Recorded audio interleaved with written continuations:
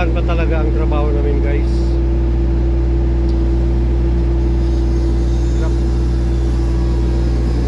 Trabaho ng mahirap, tignan ninyo. Pero kung nakawin lang ito ng mga politiko ang pera na taxes na binabayad namin,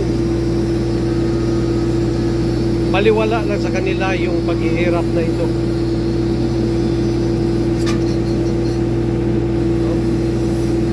Kahit ganito lang kami, maliit na contractor kami, pero nagbabayad kami ng taxes.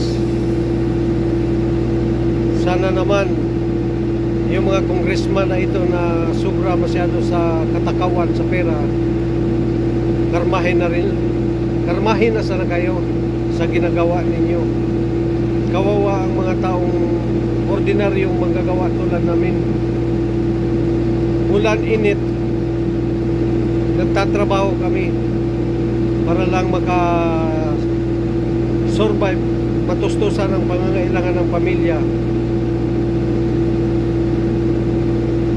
Tapos itong sa BIR, pag nakita nila may income ka, hindi kanila tantanan, babalik at babalikan kanila para singilin ka doon sa bayad mo na taxes.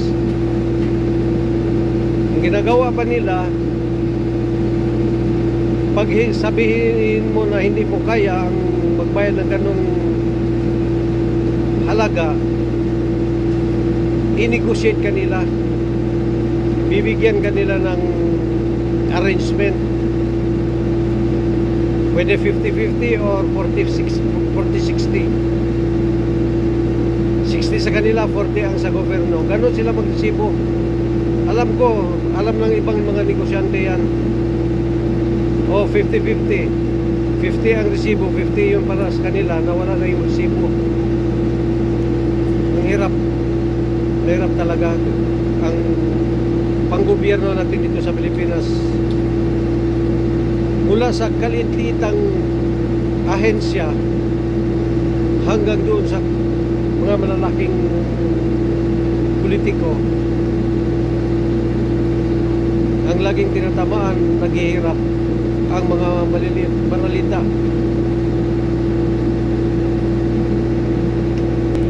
Yan, nagsilong ako dito ako ngayon dahil sinisipon pa ako eh. Sinisipon ako, kaya ako dito ako nagpasilong ako. Kaya ito, nasa bukid ito, bukid itong location namin. Tignan ninyo. Shout out sa lahat ng mga malalaman na puso. Please support my YouTube channel, Bolt TV Vlog.